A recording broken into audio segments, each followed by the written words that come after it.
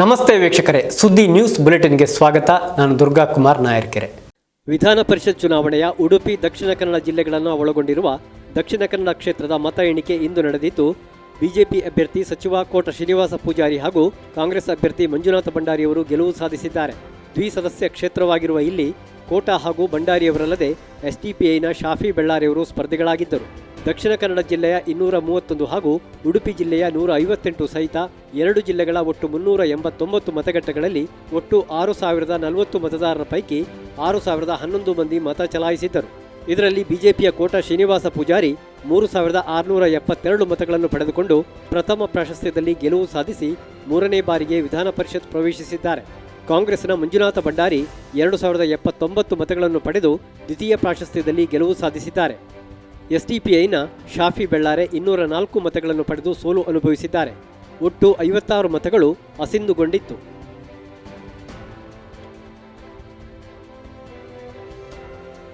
ವಿಧಾನ ಪರಿಷತ್ ಚುನಾವಣೆಯಲ್ಲಿ ಬಿಜೆಪಿ ಅಭ್ಯರ್ಥಿ ಕೋಟ ಶ್ರೀನಿವಾಸ ಪೂಜಾರಿಯವರು ಭರ್ಜರಿ ಗೆಲುವು ಸಾಧಿಸಿದ ಹಿನ್ನೆಲೆಯಲ್ಲಿ ಸುಳ್ಯದಲ್ಲಿ ಬಿಜೆಪಿ ವಿಜಯೋತ್ಸವ ನಡೆಯಿತು. ಸುಳ್ಯದ ಬಿಜೆಪಿ ಕಚೇರಿ ಎದುರು ನಡೆದ ಈ ವಿಜಯೋತ್ಸವದಲ್ಲಿ ಮಾತನಾಡಿದ ಬಿಜೆಪಿ ಮಂಡಲ ಸಮಿತಿ ಅಧ್ಯಕ್ಷ ಹರೀಶ್ ಕಂಜಿಪಿಲಿ ಅವರು, ನರೇಂದ್ರ ಮೋದಿ ಸರ್ಕಾರ ಹಾಗೂ ರಾಜ್ಯ ಸರ್ಕಾರದ ಯೋಜನೆಗಳು ಜನಪರವಾಗಿದೆ, ಗ್ರಾಮ ಪಂಚಾಯತ್ಗಳ ಅಭಿವೃದ್ಧಿಗೆ ಅನುದಾನವನ್ನು ಒದಗಿಸಿವೆ. ಈ ಹಿನ್ನೆಲೆಯಲ್ಲಿ ನಮ್ಮ ಅಭ್ಯರ್ಥಿ ಗೆಲುವು ಸಾಧಿಸಿದ್ದಾರೆ ಎಂದು ಹೇಳಿದರು. ಬಿಜೆಪಿ ಜಿಲ್ಲಾ ರೈತ ಮೋರ್ಚಾ ಅಧ್ಯಕ್ಷ ರಾಧಾಕೃಷ್ಣ ಬಳ್ಳೂರು, ಬಿಜೆಪಿ ಮಂಡಲ ಸಮಿತಿ ಪ್ರಧಾನ ಕಾರ್ಯದರ್ಶಿಗಳಾದ ರಾಕೇಶ್ ರೈ ಕೆಡಂಜಿ, ಸುಬೋಧ್ ಶೆಟ್ಟಿ ಮೇನಾಲ, ಮಾಜಿ ತಾಲೂಕು ಪಂಚಾಯತ್ ಅಧ್ಯಕ್ಷ ಚನಿಯಾ ಕಲ್ತಡ್ಕ, ಯುವ ಮೋರ್ಚಾ ಪ್ರಧಾನ ಕಾರ್ಯದರ್ಶಿ ಸುನಿಲ್ ಕೇರ್ಪಳ, ಜಿಲ್ಲಾ ಪಂಚಾಯತ್ ಮಾಜಿ ಸದಸ್ಯ ನವೀನ್ ರೈ ಮೇನಾಲ, ಮಹೇಶ್ ರೈ ಮೇನಾಲ, ಜಿನ್ನಪ್ಪ ಪೂಜಾರಿ, ಚಂದ್ರ ಕೋಲ್ಚಾರ್, ಸೋಮನಾಥ ಪೂಜಾರಿ, ಚಂದ್ರಶೇಖರ ನಿಡಿಲ್ ಮೊದಲಾದವರು ಉಪಸ್ಥಿತರಿದ್ದರು.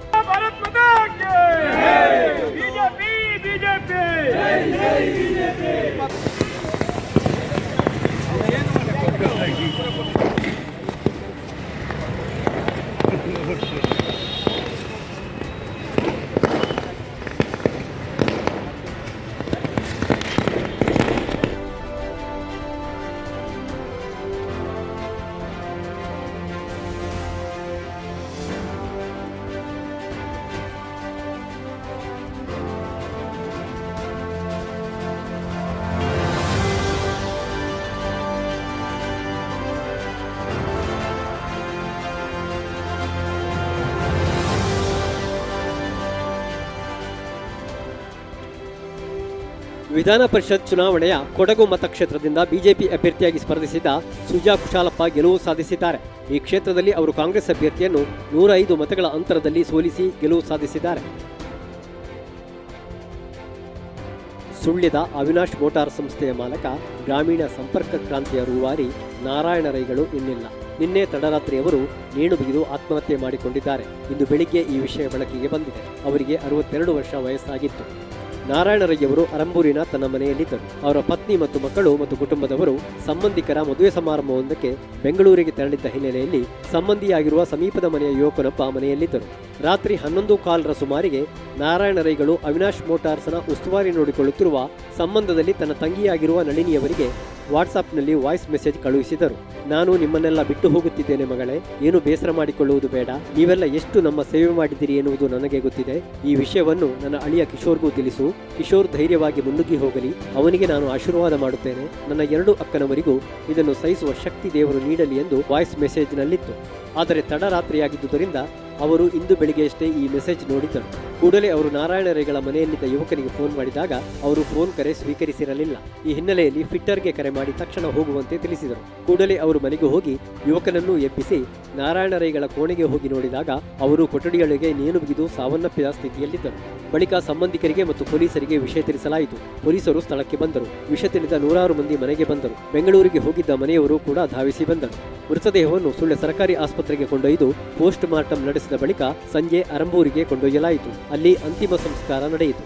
ಮೃತದೇಹದ ಪಕ್ಕದಲ್ಲಿ ಡೆತ್ ನೋಟ್ ಕೂಡ ಪತ್ತೆಯಾಗಿದ್ದು, ಅಸೌಖ್ಯದ ಹಿನ್ನೆಲೆಯಲ್ಲಿ ತನಗೆ ಬದುಕಲು ಕಷ್ಟವಾಗುತ್ತಿದೆ, ಪತ್ನಿ ಮಕ್ಕಳಿಗೂ ಕಷ್ಟ ಕೊಡಲು ಮನಸ್ಸಿಲ್ಲ, ಹೀಗಾಗಿ ನಿಮ್ಮನ್ನೆಲ್ಲ ಬಿಟ್ಟು ಹೋಗುತ್ತಿದ್ದೇನೆ ಎಂದು ಅವರು ಅದರಲ್ಲಿ ದಾಖಲಿಸಿದ್ದಾರೆಂದು ತಿಳಿದು ಬಂದಿದೆ. ಅಲ್ಲದೆ ತನ್ನ ಮರಣದ ಕಾರಣದಿಂದ ಬಸ್ಗಳ ಓಡಾಟವನ್ನು ನಿಲ್ಲಿಸಬಾರದು, ಕಪ್ಪು ಫ್ಲಾಗ್ ಹಾಕಿ ಬಸ್ ಓಡಿಸಬೇಕು, ತನ್ನ ಅಂತ್ಯಕ್ರಿಯೆಯನ್ನು ಅರಂಬೂರಿನಲ್ಲೇ ಮಾಡಬೇಕು ಎಂದು ಅದರಲ್ಲಿ ಉಲ್ಲೇಖಿಸಿದ್ದರೆಂದು ತಿಳಿದು ಬಂದಿದೆ. ಮೃತರ ಗೌರವಾರ್ಥ ಬಸ್ ಸಂಚಾರವನ್ನು ಹಗಲು ಹೊತ್ತಿನಲ್ಲಿ ನಿಲ್ಲಿಸುವ ನಿರ್ಧಾರ ಕೈಗೊಂಡ ಸಿಬ್ಬಂದಿಗಳು ವಿದ್ಯಾರ್ಥಿಗಳಿಗೆ ತೊಂದರೆಯಾಗಬಾರದೆಂಬ ಕಾರಣಕ್ಕೆ ಮತ್ತು ನಾರಾಯಣ ರೈಗಳ ಇಚ್ಛೆಯಂತೆ ಸಂಜೆ ಟ್ರಿಪ್ ಚಾಲನೆಗೊಳಿಸಿದರು. ಮೃತ ನಾರಾಯಣ ರೈಗಳು ಪತ್ನಿ ವಿಜಯ ರೈ, ಮಂಗಳೂರಿನಲ್ಲಿ ಉದ್ಯಮ ನಡೆಸುತ್ತಿರುವ ಪುತ್ರ ಅವಿನಾಶ್ ರೈ, ಸುಳ್ಯದಲ್ಲಿ ಉದ್ಯಮ ನಡೆಸುತ್ತಿರುವ ಪುತ್ರ ಅಭಿಲಾಷ್ ರೈ ಅವರನ್ನು ಬಂಧು ಮಿತ್ರರನ್ನು ಅಗಲಿದ್ದಾರೆ. ಸಾವಿರಾರು ಮಂದಿಯ ಬಸ್ ಯಾತ್ರೆಗೆ ಕಾರಣಕರ್ತರಾಗಿದ್ದ ಅವಿನಾಶ್ ಮೋಟಾರ್ ಸಂಸ್ಥೆಯ ಮಾಲಕ ನಾರಾಯಣ ರೈಯವರು ಅಕಾಲದಲ್ಲಿ ಜೀವನಯಾತ್ರೆ ಮುಗಿಸಿದ್ದಾರೆ. ಕಷ್ಟ ನಷ್ಟಗಳ ನೋವು ನಲಿವುಗಳ ಹಾದಿಯಲ್ಲಿ ಸಾಗಿ ಬಂದ ನಾರಾಯಣ ರೈಗಳ ಬದುಕಿನ ಪುಟ್ಟ ಕಥನ ಇಲ್ಲಿದೆ.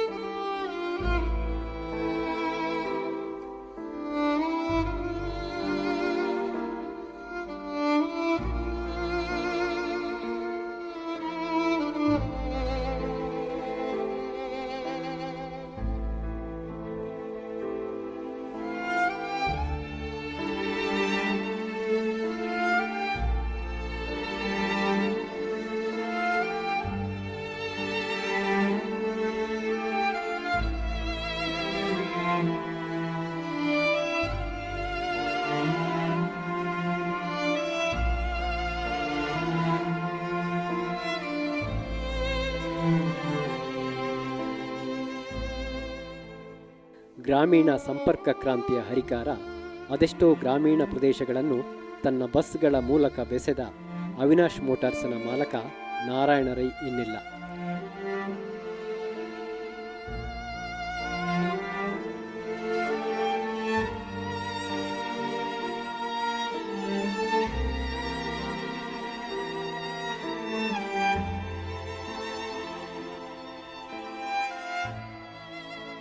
ಬದುಕಿನ ಪಯಣದಲ್ಲಿ ಅರ್ಧದಲ್ಲಿಯೇ ಸ್ಟಾಪ್ ಕೊಟ್ಟು ಮತ್ತೆ ಬಾರದ ಲೋಕಕ್ಕೆ ಪಯಣಿಸಿದ್ದಾರೆ.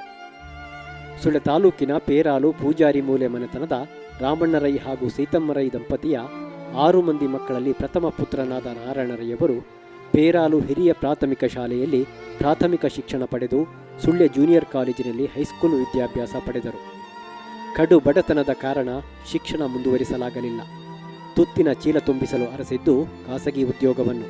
ತೆರಳಿದ್ದು ಮಂಗಳೂರಿಗೆ. ಅಲ್ಲಿ ಸಣ್ಣಪುಟ್ಟ ಉದ್ಯೋಗ ಮಾಡುತ್ತಾ ಬದುಕು ಮುನ್ನಡೆಸತೊಡಗಿದರು. ಕಠಿಣ ಪರಿಶ್ರಮದಿಂದ ಕರ್ನಾಟಕ ರಾಜ್ಯ ರಸ್ತೆ ಸಾರಿಗೆ ಸಂಸ್ಥೆಯಲ್ಲಿ ಚಾಲಕನಾಗಿ ವೃತ್ತಿ ಸೇವೆ ಆರಂಭಿಸಿದರು. ಅನೇಕ ವರ್ಷ ಸೇವೆ ಸಲ್ಲಿಸಿದ ಅವರು ಸುಳ್ಯದಿಂದ ಅಜ್ಜಾವರ ಮಂಡೆಕೋಲು ಭಾಗಕ್ಕೆ ಬರುವ ಬಸ್ಗೂ ಚಾಲಕರಾಗಿದ್ದರು. ಈ ಭಾಗದ ಬಸ್ ಸಮಸ್ಯೆಯನ್ನು ಕಣ್ಣಾರೆ ಕಂಡ ನಾರಾಯಣ ರೈಗಳು ಮಹತ್ವದ ಕನಸು ಕಂಡರು. ಜನರ ಮತ್ತು ವಿದ್ಯಾರ್ಥಿಗಳ ಸಂಕಷ್ಟ ಪರಿಹರಿಸಲು ಈ ಭಾಗಕ್ಕೆ ಖಾಸಗಿ ಬಸ್ಸನ್ನು ಓಡಿಸಲು ಮಹತ್ವದ ನಿರ್ಧಾರ ಕೈಗೊಂಡರು. ಆ ನಿರ್ಧಾರ ಗ್ರಾಮೀಣ ಭಾಗದ ಸಂಪರ್ಕ ಕ್ರಾಂತಿಗೆ ಮುನ್ನುಡಿ ಬರೆಯಿತು. ಕೆಎಸ್ಆರ್ಟಿಸಿಯಿಂದ ಸ್ವಯಂ ನಿವೃತ್ತಿ ಪಡೆದು ಖಾಸಗಿ ಬಸ್ ಖರೀದಿಸಿದರು. ಆರಂಭದಲ್ಲಿ 1 ಬಸ್ ಖರೀದಿಸಿ ಆ ಮಾರ್ಗದಲ್ಲಿ ಓಡಿಸಿದ ನಾರಾಯಣ ರೈಗಳು ಬಳಿಕದ ವರ್ಷಗಳಲ್ಲಿ ಬಸ್ ಸಂಚಾರವನ್ನು ಅನೇಕ ಗ್ರಾಮೀಣ ಪ್ರದೇಶಗಳ ಕಡೆ ವಿಸ್ತರಿಸಿದರು. ತೊಡಿಕಾನ, ಮರ್ಕಂಜ, ಕಲ್ಲಪ್ಪಳ್ಳಿ, ಕೊಡಿಯಾಲ, ಕಲ್ಲುಗುಡ್ಡೆ, ಕೊಡಿಯಾಲಬೈಲು, ಕರಿಕೆ ಸೇರಿದಂತೆ ಖಾಸಗಿ ವಾಹನಗಳು ಕಷ್ಟದಲ್ಲಿ ಓಡಾಡುವ ಸ್ಥಳಗಳಿಗೂ ತನ್ನ ಬಸ್ ಓಡಿಸಿದರು. ರಸ್ತೆ ಸರಿಯಿಲ್ಲದಿದ್ದಾಗ ತಾನೇ ಸ್ಥಳಕ್ಕೆ ಹೋಗಿ ತಮ್ಮವರೊಂದಿಗೆ ಮತ್ತು ಊರಿನವರೊಂದಿಗೆ ಶ್ರಮದಾನ ಕಾರ್ಯ ಕೈಗೊಂಡ ಉದಾಹರಣೆಗಳು ಅಧಿಕ. ನಷ್ಟದ ಬಾಬತ್ತೆಯಾದರೂ ಜನರ ಖುಷಿಯಲ್ಲಿ ಸಂತೃಪ್ತಿ ಕಾಣುತ್ತಿದ್ದ ಅವರು ಈ ಹಂತದಲ್ಲಿ ಎದುರಿಸಿದ್ದ ಸವಾಲುಗಳು ನೂರಾರು. ನಾನು ಒಂದು 20 ವರ್ಷದಿಂದ ಅವರೊಟ್ಟಿಗೆ ದುಡಿತಿದ್ದೇನೆ. ನಮಗೆ ಯಾವುದೇ ರೀತಿಯಿಂದಲೂ ಅವರು ಎಲ್ಲ ರೀತಿಯಿಂದಲೂ ಸಪೋರ್ಟ್ ಮಾಡ್ತಿದ್ದರು. ಈಗ ಅಚಾನಕ್ಕಾಗಿ ನಮ್ಮಿಂದ ದೂರ ಆಗಿದ್ದಾರೆ. 17-18 ವರ್ಷದಿಂದ ದುಡಿತಾ ಇದ್ದೇನೆ ಇವರೊಟ್ಟಿಗೆ. PUC ಕಳೆದ ಕೂಡಲೇ ಇವರು ಜಾಹೀರಾತು ನೋಡಿ ಬಂದು ಕೆಲಸಕ್ಕೆ ಸೇರಿದ್ದು. ಅವರೇ ಟ್ರೈನಿಂಗ್ ಕೊಟ್ಟು ಅವರೇ ಅವರ ಬಸ್ಸಲ್ಲಿ ಕೆಲಸ ಕೊಡಿಸಿದ್ದಾರೆ ನನಗೆ. ಇಷ್ಟು ವರ್ಷ 17-18 ವರ್ಷದಿಂದ ಅವರೊಟ್ಟಿಗೆ ನಾನು ಒಡನಾಟವನ್ನು ಇಟ್ಟುಕೊಂಡು ನನ್ನನ್ನು ಅವರ ಮಗಳಂತೆಯೇ ನನ್ನನ್ನು ನೋಡಿಕೊಂಡಿದ್ದಾರೆ ಅವರು. ಮತ್ತು ಅವರದ್ದು ಸಮಾಜ ಸೇವೆ ಮಕ್ಕಳಿಗೋಸ್ಕರ ಈಗ ಅವರು ಬರೆದಿಟ್ಟಿದ್ದಾರಂತೆ ಬಸ್ ನಿಲ್ಲಿಸಬೇಡಿ ಅಂತ. ಆದರೂ ನಮಗೆ ಅದು ಆಗ್ತಾ ಇಲ್ಲ, ನಮ್ಮ ಮನಸ್ಸು ಕೇಳ್ತಾ ಇಲ್ಲ. ಅದಕ್ಕೋಸ್ಕರ ನಿಲ್ಲಿಸಿದ್ದೇವೆ. ಸಂಜೆ ಟ್ರಿಪ್ಪು ಮಕ್ಕಳ ಟೈಮಿಗೆ ಮತ್ತು ಬೆಳಿಗ್ಗಿನ ಟ್ರಿಪ್ಪು ಮಕ್ಕಳ ಟೈಮಲ್ಲಿ ಓಡಿಸ್ತಾ ಇದ್ದೇವೆ. 25 ವರ್ಷದಿಂದ ಅವನ ಜೊತೆ ಕೆಲಸ ಮಾಡ್ತಾಯಿದ್ದೇನೆ. ನಾನು ನನ್ನ ತಂಗಿ. ನನಗೆ ಎಂತ ಹೇಳಬೇಕು ಅಂತ ಗೊತ್ತಾಗ್ತಾ ಇಲ್ಲ. ಅವರು ಬಸ್ಸಿಗಾಗಿಯೇ ಎಲ್ಲ ಅವನ ಜೀವನವನ್ನೇ ಮುಡಿಪಾಗಿಟ್ಟಿದ್ದಾನೆ. ಅಂದರೆ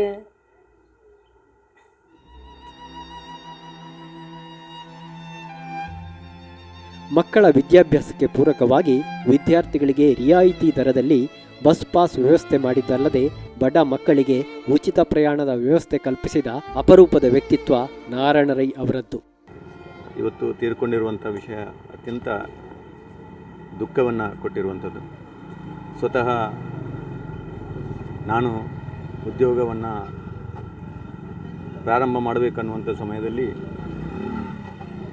ತೊಡಿಕಾಣದ ಬಸ್ಸನ್ನು ನನಗೇ ಅವರು ನಡೆಸಲಿಕ್ಕೆ ಅಂದರೆ ಕೊಟ್ಟು ನನಗೊಬ್ಬರು ಹಿರಿಯರ ರೀತಿಯಲ್ಲಿ ಮಾರ್ಗದರ್ಶನ ಮಾಡಿರ್ತಕ್ಕಂಥ ಒಬ್ಬ ವ್ಯಕ್ತಿ ಅಜ್ಜ ಅವರ ಹಾಗೆ ತೊಡಿಕಾಣ ಅಲ್ಲದೆ ಮರ್ಕಂಜ ಈ ಭಾಗದಂಥ ಕುಗ್ರಾಮಗಳು ಅಂದರೆ ರಸ್ತೆಯ ಅತ್ಯಂತ ಕೆಟ್ಟ ಪರಿಸ್ಥಿತಿ ಇರುವಂಥ ಸಂದರ್ಭದಲ್ಲೂ ಕೂಡ ಆ ಭಾಗಕ್ಕೆ ಬಸ್ಸಿನ ಸೇವೆಯನ್ನು ಕೊಟ್ಟಂಥ ಒಬ್ಬ ಧೀಮಂತ ವ್ಯಕ್ತಿ. ಅದರಲ್ಲಿ ಯಾವುದೇ ಲಾಭದ ನಿರೀಕ್ಷೆಗಿಂತಲೂ ಸೇವೆಯ ಉದ್ದೇಶವನ್ನು ಇಟ್ಟುಕೊಂಡು ಸೇವೆ ಮಾಡಿರ್ತಕ್ಕಂಥ ಒಬ್ಬ ವ್ಯಕ್ತಿ ಇವತ್ತು ಕಳ್ಕೊಂಡಿರ್ತಕ್ಕಂಥದ್ದು ಇಡೀ ಸುಳ್ಯಕ್ಕೆ ನಾಡಿಗೆ ತುಂಬ ದುಃಖವನ್ನು ಕೊಡುವಂಥದ್ದು. ಜೊತೆಗೆ ಒಂದು ಶ್ರೇಷ್ಠ ವ್ಯಕ್ತಿಯನ್ನು ಕಳ್ಕೊಂಡ ರೀತಿಯ ದುಃಖ ನಮಗೆಲ್ಲ ಭಾಸವಾಗ್ತಾ ಇದೆ ಇವತ್ತು.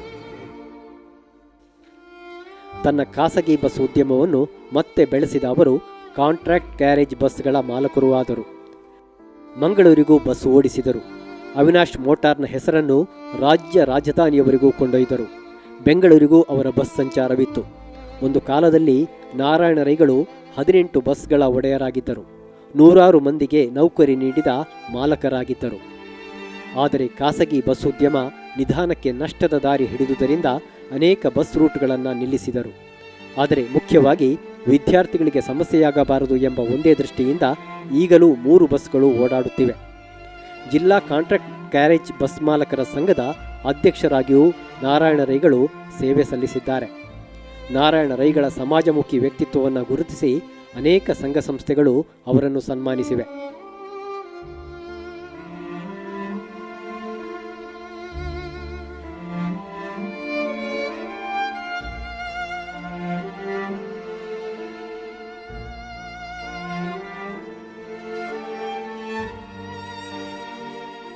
ಈ ಒಂದು ಘಟನೆ ತಿಳಿದು ಬಹಳ ದುಃಖಕರ. ಈ ಅವಿನಾಶ್ ಬಸ್ಸಿನ ಮಾಲಕರಾದಂತಹ ನಾರಾಯಣ ರೈ ಅವರ ಅಕಾಲಿಕ ಮರಣದಿಂದ ನಮ್ಮ ಊರಿಗೆ ತುಂಬ ಒಂದು ಹೊಂದಲಾರದ ನಷ್ಟವಾಗಿದೆ. ಪರೋಪಕಾರ ಕಷ್ಟಕಾಲದಲ್ಲಿ ಸಹಕಾರದ ಪ್ರವೃತ್ತಿ ಆಯಿತು. ಸಹಕಾರ ಮಾಡ್ತಿದ್ದರು. ಆದರೆ ಇವರಿಗೆ ಈ ರೀತಿಯ ಒಂದು ಯಾವ ತೊಂದರೆ ಆಯಿತು ಅಂತ ಹೇಳಲಿಕ್ಕೆ ತಮಗೆ ಆಲೋಚನೆ ಬರೋದಿಲ್ಲ. ಈ ರೀತಿಯ ಒಂದು ಇದು ದುರ್ಮರಣ ಅಂತ ಹೇಳ್ಬೋದು. ಸ್ವಾಭಾವಿಕ ಸಾವಲ್ಲ ಅದು. ಅವರಿಗೆ ಯಾಕೆ ಅವರು ಹುಟ್ಟುವಾಗಲೇ ದೇವರು ಅವರಿಗೆ ಇದೇ ರೀತಿ ಬರೆದಿದ್ದಾರೆ ಏನೋ. ಯಾರೊಬ್ಬರ ಹತ್ರ ನಿಷ್ಠುರವಾದಿ ಅಲ್ಲ. ಆದರೆ ಇವರ ಮರಣದ ನಿಮಿತ್ತ ನಮಗೆ ತುಂಬ ದುಃಖವಾಗಿದೆ. ಆರಂಭದಲ್ಲಿ ದೇಲಂಪಾಡಿ, ಪೇರಾಲು, ಮೇನಾಲಗಳಲ್ಲಿ ನೆಲೆಸಿದ್ದ ಅವರು ಅನೇಕ ವರ್ಷಗಳಿಂದ ಅರಂಬೂರಿನ ಮನೆಯಲ್ಲಿ ವಾಸ್ತವ್ಯ ನಡೆಸುತ್ತಿದ್ದರು. ಸದಾ ಲವಲವಿಕೆಯಿಂದ ಓಡಾಡುತ್ತಾ ಎಲ್ಲರ ಪ್ರೀತಿ ವಿಶ್ವಾಸ ಗಳಿಸಿದ್ದ ನಾರಾಯಣ ರೈಗಳು ಕೆಲವು ತಿಂಗಳ ಹಿಂದೆ ದಿಢೀರನೆ ಪಾರ್ಶ್ವವಾಯು ಕಾಯಿಲೆಗೆ ಒಳಗಾಗಿದ್ದರು. ಗಂಭೀರ ಸ್ಥಿತಿಯಲ್ಲಿ ಮಂಗಳೂರು ಆಸ್ಪತ್ರೆಗೆ ದಾಖಲಿಸಲ್ಪಟ್ಟಿದ್ದ ಅವರು ತನ್ನ ಛಲದಿಂದ ಸಾವನ್ನು ಗೆದ್ದು ಬಂದಿದ್ದರು. ನಿಧಾನಕ್ಕೆ ಚೇತರಿಸಿಕೊಂಡಿದ್ದರು. ಮೊನ್ನೆಯಷ್ಟೇ ತನ್ನ ಸುಳ್ಯದ ಬಸ್ ಕಚೇರಿಗೆ ಆಗಮಿಸಿದ್ದರು.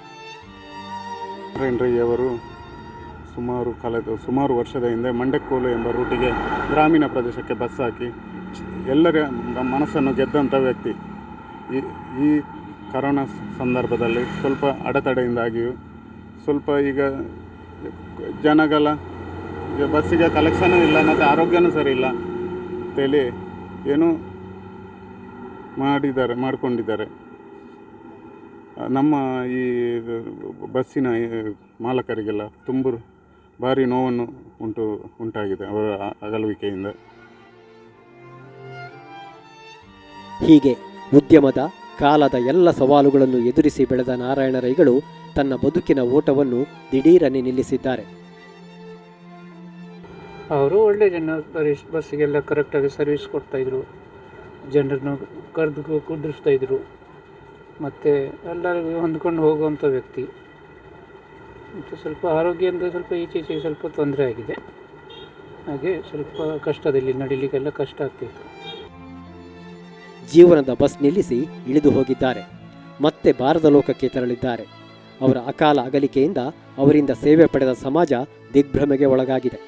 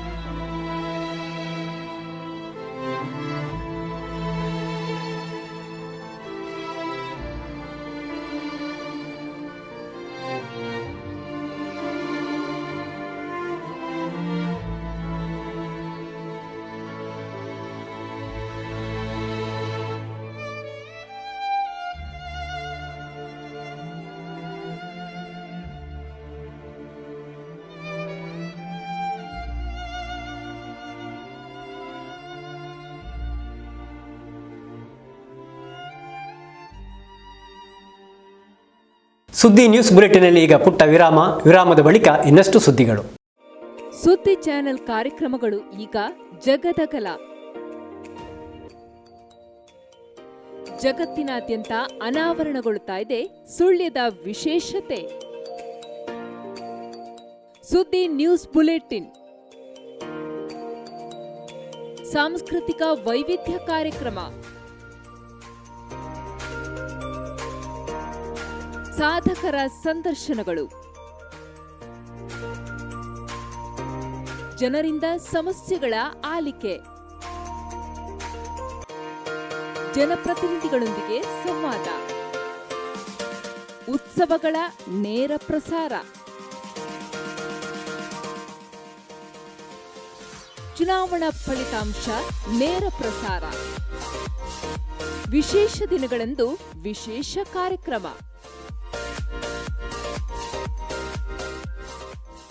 ಇಲಾಖಾಧಿಕಾರಿಗಳಿಂದ ಮಾಹಿತಿ. ನಿಮಗೆ ಈ ಕಾರ್ಯಕ್ರಮಗಳ ನೋಟಿಫಿಕೇಶನ್ ದೊರಕ್ತಾ ಇಲ್ಲವೇ? ಹಾಗಾದರೆ ಈಗಲೇ ಸುದ್ದಿ ಯೂಟ್ಯೂಬ್ ಚಾನೆಲ್ ಸಬ್ಸ್ಕ್ರೈಬ್ ಮಾಡಿ.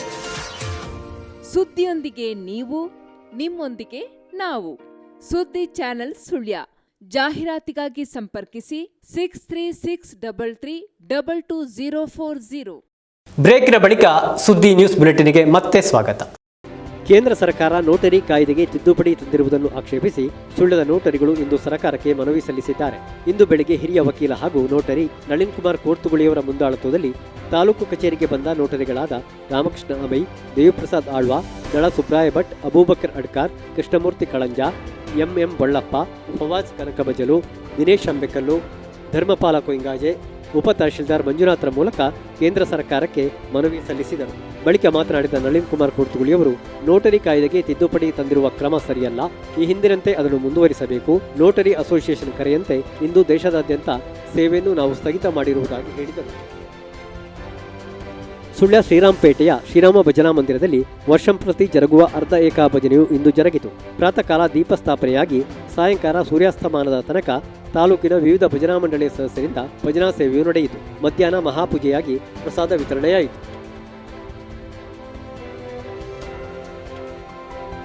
ಭಾರತದ ಸಂವಿಧಾನದಲ್ಲಿ ಒಂದು ಮಗು ತನ್ನ ತಾಯಿಯ ಹೊಟ್ಟೆಯಲ್ಲಿ ಭ್ರೂಣವಾಗಿ ಬೆಳೆಯುವ ಸಂದರ್ಭದಲ್ಲಿ ತನ್ನ ಹಕ್ಕನ್ನು ಪಡೆದುಕೊಂಡಿರುತ್ತದೆ. ಮಕ್ಕಳು ದೇಶದ ಆಸ್ತಿ. ಯಾವುದೇ ಕಾರಣಕ್ಕೂ ಮಕ್ಕಳನ್ನು ನಿರ್ಲಕ್ಷಿಸಬಾರದು ಎಂದು ಸುಳ್ಯದ ಹಿರಿಯ ಸಿವಿಲ್ ನ್ಯಾಯಾಧೀಶ ಸೋಮಶೇಖರ್ ಎ ಹೇಳಿದ್ದಾರೆ.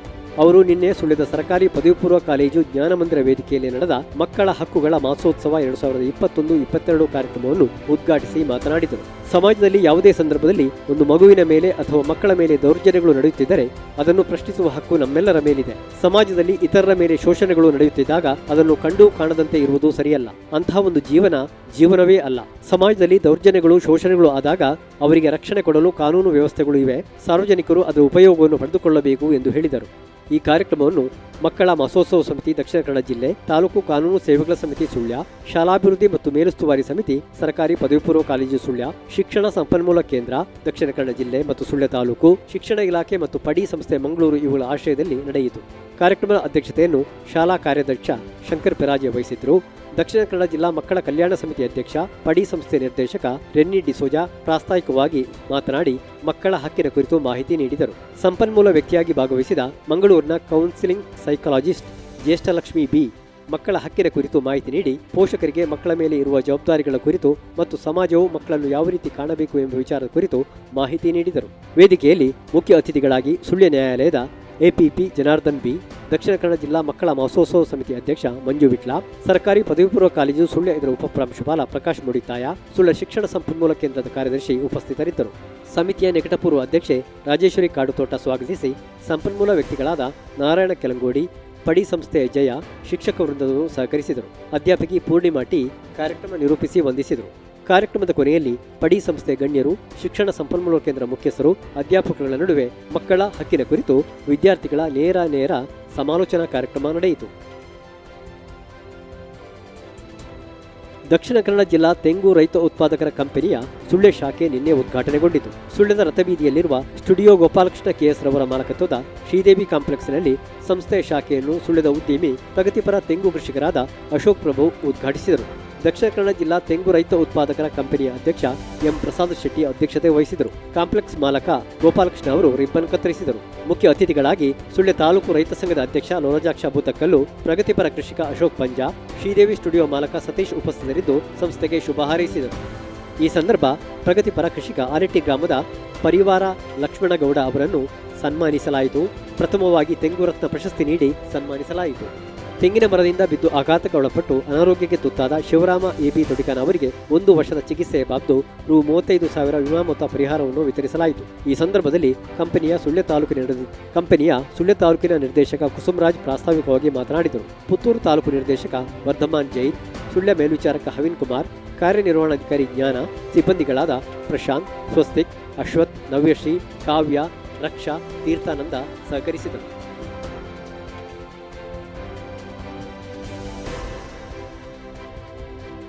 ಸುದ್ದಿ ಡಿಜಿಟಲ್ ಸೇವಾ ಕೇಂದ್ರದ ವತಿಯಿಂದ ಈ ಶ್ರಮ ನೋಂದಾವಣಿ ಕಾರ್ಯಕ್ರಮ ಇಂದು ಗುತ್ತಿಗಾರು ಗ್ರಾಮ ಪಂಚಾಯತ್ ಸಭಾಭವನದಲ್ಲಿ ನಡೆಯಿತು. ಗುತ್ತಿಗಾರು ಗ್ರಾಮ ಪಂಚಾಯತ್ ಸದಸ್ಯ ವಿಜಯಕುಮಾರ್ ಚಾರ್ಮತ ಕಾರ್ಯಕ್ರಮಕ್ಕೆ ಚಾಲನೆ ನೀಡಿದರು. ಗ್ರಾಮ ಪಂಚಾಯತ್ ಸದಸ್ಯ ಹರೀಶ್ ಕೊಯ್ಲಾ, ಪಿಡಿಒ ಧನಪತಿ, ಸುದ್ದಿ ಡಿಜಿಟಲ್ ಸೇವಾ ಕೇಂದ್ರದ ಸಿಬ್ಬಂದಿ ಮಂಜುನಾಥ ಪೈ, ಗುತ್ತಿಗಾರು ಸುದ್ದಿ ಸೆಂಟರ್ ಪ್ರತಿನಿಧಿ ಸುಹಾಸ್ ಸುಳ್ಳಿ ಉಪಸ್ಥಿತರಿದ್ದರು. ಸುದ್ದಿ ವರದಿಗಾರ ಶಿವರಾಮ ಕಜಮೂಲೆ ಸ್ವಾಗತಿಸಿ ಕಾರ್ಯಕ್ರಮ ನಿರೂಪಿಸಿ ವಂದಿಸಿದರು. ಅನೇಕರು ಈ ಶ್ರಮ ಕಾರ್ಡ್ ಮಾಡಲು ಆಗಮಿಸಿದ್ದರು.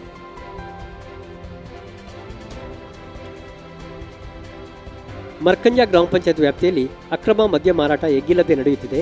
ಈ ಬಗ್ಗೆ ಇಲಾಖೆಗಳು ಸರಿಯಾದ ಕ್ರಮ ಕೈಗೊಳ್ಳುತ್ತಿಲ್ಲ ಎಂದು ಗ್ರಾಮಸ್ಥರು ಅಸಮಾಧಾನ ವ್ಯಕ್ತಪಡಿಸಿದ್ದಾರೆ. ಮರ್ಕಂಜದ ಉಮೇಶ್ ಅವರ ಅಂಗಡಿಯ ಹಿಂದೆ ಮತ್ತು ನಾಗಪ್ಪ ಎಂಬುವರ ಜಾಗಕ್ಕೆ ರಾತ್ರಿ ವೇಳೆ ಮದ್ಯ ಕುಡಿದು ಎಸೆದ ಬಾಟಲಿಗಳು, ಕವರ್ಗಳು ತುಂಬಿ ತುಳುಕುತ್ತಿದೆ. ಗಾಂಧಿ ಜಯಂತಿಯಂದು ಪಂಚಾಯತ್ ವತಿಯಿಂದ ನಡೆದ ಸ್ವಚ್ಛತಾ ಕಾರ್ಯದಲ್ಲಿ ಸ್ವಚ್ಛಗೊಳಿಸಲಾಗಿತ್ತು. ಆದರೆ ಈಗ ಮದ್ಯದ ಬಾಟಲಿಗಳು ಮತ್ತೆ ಬೀಳುತ್ತಿವೆ. ಇದು ಅಕ್ರಮವಾಗಿ ಮದ್ಯ ಮಾರಾಟ ಮಾಡುವವರಿಂದ ಪಡೆದು ಇಲ್ಲಿ ಬಂದು ಕುಡಿಯುತ್ತಿದ್ದಾರೆ. ಹೀಗಾಗಿಯೇ ಕಸದ ರಾಶಿ ಬೀಳುತ್ತಿದೆ. ರಾತ್ರಿ ವೇಳೆ ಯಾರೂ ಇಲ್ಲದ ಸಂದರ್ಭದಲ್ಲಿ ಈ ರೀತಿಯ ಚಟುವಟಿಕೆಗಳು ನಡೆಯುತ್ತಿದ್ದು ಕೂಡಲೇ ಸಂಬಂಧಪಟ್ಟ ಇಲಾಖೆಗಳು ಸೂಕ್ತ ಕ್ರಮ ಕೈಗೊಳ್ಳಬೇಕೆಂದು ಸ್ಥಳೀಯರು ಒತ್ತಾಯಿಸಿದ್ದಾರೆ. ಮರ್ಕಂಜದ ಕೆಲವು ಕಡೆಗಳಲ್ಲಿ ಅಕ್ರಮವಾಗಿ ಮದ್ಯ ಮಾರಾಟ ಮಾಡಲಾಗುತ್ತಿದೆ ಎಂದು ಹೇಳಲಾಗುತ್ತಿದೆ. ಅಕ್ರಮ ಮದ್ಯ ಮಾರಾಟ ನಿಲ್ಲಿಸಲು ಗ್ರಾಮ ಪಂಚಾಯತ್ ಈ ಹಿಂದೆಯೂ ಅನೇಕ ಪ್ರಯತ್ನ ನಡೆಸಿತ್ತು. ಆದರೆ ಅದು ಯಾವುದೂ ಯಶ ಕಂಡಿಲ್ಲ. ಪೊಲೀಸ್ ಮತ್ತು ಅಬಕಾರಿ ಇಲಾಖೆಯು ಅಕ್ರಮ ಮದ್ಯ ಮಾರಾಟಕ್ಕೆ ಬ್ರೇಕ್ ಹಾಕಲು ಸಾಧ್ಯವಾಗದೆ ಇರುವುದು ವಿಪರ್ಯಾಸ ಎಂದು ಗ್ರಾಮಸ್ಥರು ಆರೋಪಿಸಿದ್ದಾರೆ. ಮದ್ಯದ ಬಾಟಲಿಗಳು ಹಾಗೂ ಇತರ ಕಸಗಳನ್ನು ಸಾರ್ವಜನಿಕ ಸ್ಥಳಗಳಲ್ಲಿ ಎಸೆಯುವವರ ಮೇಲೆ ಗ್ರಾಮ ಪಂಚಾಯತ್ ದಂಡ ಪ್ರಯೋಗ ಮಾಡಬೇಕು. ಅದಕ್ಕಾಗಿ ಸಿಸಿ ಕ್ಯಾಮೆರಾ ಅಳವಡಿಸಬೇಕು ಎಂದು ಗ್ರಾಮಸ್ಥರಾದ ಉಮೇಶ್ ಮರ್ಕಂಜ, ನಾಗಪ್ಪಗೌಡ, ರವೀಂದ್ರ ಕೊಚ್ಚಿಯವರು ಸುದ್ದಿಗೆ ತಿಳಿಸಿದ್ದಾರೆ. ಅಲ್ಲ, ಇದೀಗ ಮದ್ಯಪಾನ ಕುಡಿಯೋ ಬಗ್ಗೆ ಯಾರ ಸ್ಥಳಕ್ಕೆ ಬಂದು ಹೀಗೆ ಬಿಸಾಡೋ ತೊಂದರೆ ಮಾಡುವಂಥದ್ದು ಇರಬಾರ್ದು. ಅದರ ಬಗ್ಗೆ ಏನು ಕ್ರಮ ಉಂಟು ಅದನ್ನು ಕಾನೂನು ಪ್ರಕಾರ ತಗೊಳ್ಬೇಕು ಅಂತ ನಾನು ಹೇಳೋದು. ನಮಗೆ ತೊಂದರೆ ಇದರ ಒಳಗೆ ಹಾಕಿದರೆ ನೋಡಿ ಕಸ ಗಲೀಜುಗಳಾಗ್ತವೆ, ಮತ್ತು ಬಾಟ್ಲಿಯನ್ನು ಚೆಲ್ಲಿದರೆ ಅದು ಯಾರ ಕೈ ಕಾಲಿಗೆ ಕೆಲಸ ಮಾಡುವಾಗ ತಾಗ್ತದೆ, ಅದೆಲ್ಲ ತೊಂದರೆ ಆಗ್ತದೆ ನೋಡಿ. ಇದಕ್ಕೆ ಮೊದಲು ಗಾಂಧಿ ಜಯಂತಿಯಂದು ಎಲ್ಲರೂ ಸೇರಿ ಇದನ್ನು ಸ್ವಚ್ಛ ಮಾಡಿದ್ದಾರೆ. ಆದರೂ ಪುನಃ ಇಷ್ಟು ರಾಶಿ ಬಿದ್ದಿದೆ. ಇದರಿಂದಾಗಿ ಅಂಗಡಿಯವರಿಗೆ ಮತ್ತು ಸಾರ್ವಜನಿಕರಿಗೆ ತೊಂದರೆ. ಯಾಕೆಂತೇಳಿದರೆ ಇವರ ಅಂಗಡಿಯಿಂದ ಹಾಕಿದ ಕಾರಣ ಇವರ ಮೇಲೆ ಸಂಶಯ ಬರ್ತದೆ ನೋಡಿ, ಉಮೇಶ್ ಅಣ್ಣ ಮಾರ್ತಾರಾ ಹೀಗೆಲ್ಲ. ಯಾವುದೇ ಅಂಗಡಿಯ ಮುಗ್ಗಟ್ಟಾಗಲಿ ಈಗ ಸ್ವಚ್ಛ ಭಾರತ ಅಂತೇಳಿ ನಾವು ಮಾಡ್ತಾ ಇದ್ದೇವಲ್ಲ, ಜನರಿಗೆ ಇದು ಮಾಡಿದರೆ ಪಂಚಾಯತ್ ಅವರಾದರೂ ಏನು ಮಾಡೋದು? ಪಂಚಾಯತ್ ಅವರಿಗೆ ಒಂದು ದಾರಿ ಉಂಟು, ಯಾಕೆಂತ ಹೇಳಿದರೆ ಫೈನ್ ಹಾಕ್ಬೋದು, ಯಾರು ಅಂತ ಕಂಡಿಡಿಯುವ ಕ್ರಮ ಮಾಡಿ, ಅಥವಾ ಮಾರುವವರ ಹತ್ರವೂ ಹೇಳ್ಬೋದು, ಕುಡಿದು ಅಂಗಡಿ ಬಾಗಿಲಲ್ಲಿ ಅಥವಾ ಬೇರೆ ಯಾವುದೇ ಸಾರ್ವಜನಿಕ ಸ್ಥಳದಲ್ಲಿ ಹಾಕಬೇಡಿ ಅಂತೇಳಿ ಅವರು ನಿಬಂಧನೆ ಮಾಡಿದರೆ ನಡೀತದೆ. ಇಲ್ಲದಿದ್ದರೆ ಇದನ್ನು ನಿಲ್ಲಿಸಲಿಕ್ಕೆ ಯಾರು ಕೂಡ ಪ್ರಯತ್ನ ಪಡುವುದಿಲ್ಲ, ಅದು ಆಗುವಂಥದ್ದು ಅಲ್ಲ. ಇದನ್ನೊಂದು ಮಾಡ್ಬೋದು. ಹಾಗಾದರೆ ಯಾವುದಕ್ಕಾದರೂ ಒಂದು ಪ್ರಯತ್ನ ಮುಖ್ಯ. ಪಂಚಾಯತ್ ಆಗಲಿ ಅಥವಾ ಪಂಚಾಯತ್ ಮಾರುವವರ ಹತ್ರ ಹೋಗಿ ಹೇಳಿದರೆ ಎಲ್ಲಿ ಈಗೆಲ್ಲ ಬಿಸಾಡಬೇಡಿ, ಸಮಸ್ಯೆ ಆಗ್ತದೆ ಮಾರುವವರಿಗೆ, ಅಥವಾ ಮಾರುವವರಿಗೆ ಫೈನ್ ಹಾಕಿದರೂ ಆಗ್ಬೋದು, ಎಲ್ಲ ಸರಿ ಆಗ್ತದೆ. ಡಿಸೆಂಬರ್ 11 ಮತ್ತು 12ರಂದು ಚಿತ್ರದುರ್ಗದ ಒನಕೆ ಓಬವ್ವ ಕ್ರೀಡಾಂಗಣದಲ್ಲಿ ನಡೆದ 40ನೇ ರಾಜ್ಯ ಮಟ್ಟದ ಹಿರಿಯರ ಕ್ರೀಡಾಕೂಟದಲ್ಲಿ ಎಂಎಂ ರಾಮಯ್ಯ ಮಾದನಮನೆಯವರು ರಾಷ್ಟ್ರಮಟ್ಟಕ್ಕೆ ಆಯ್ಕೆಯಾಗಿದ್ದಾರೆ. 400 ಮೀಟರ್ ಮತ್ತು 1500 ಮೀಟರ್ ಓಟದಲ್ಲಿ ಪ್ರಥಮ, 800 ಮೀಟರ್ ಓಟದಲ್ಲಿ ದ್ವಿತೀಯ ಸ್ಥಾನ ಪಡೆದು ಫೆಬ್ರವರಿಯಲ್ಲಿ ತಮಿಳುನಾಡಿನಲ್ಲಿ ನಡೆಯಲಿರುವ ರಾಷ್ಟ್ರಮಟ್ಟದ ಕ್ರೀಡಾಕೂಟಕ್ಕೆ ಆಯ್ಕೆಯಾಗಿದ್ದಾರೆ. ಸರ್ಕಾರಿ ಕಚೇರಿಗಳಲ್ಲಿ ಬ್ರೋಕರ್ಗಳ ಹಾವಳಿ ಕುರಿತಂತೆ ಜಾಗೃತಿ ಮೂಡಿಸುತ್ತಿರುವ ಸುದ್ದಿ ಆಂದೋಲನಕ್ಕೆ ಅಪಾರ ಜನತೆ ಬೆಂಬಲ ವ್ಯಕ್ತಪಡಿಸಿದ್ದಾರೆ. ಅವರು ನೀಡಿದ ಹೇಳಿಕೆಗಳು ಇಲ್ಲಿವೆ. ಇದು ಈವರೆಗಿನ ಸುದ್ದಿ. ನಿರಂತರ ಸುದ್ದಿ ಹಾಗೂ ನ್ಯೂಸ್ ಅಪ್ಡೇಟ್ಗಳಿಗಾಗಿ ನೋಡ್ತಾ ಇರಿ ಸುದ್ದಿ ನ್ಯೂಸ್ ವೆಬ್ಸೈಟ್.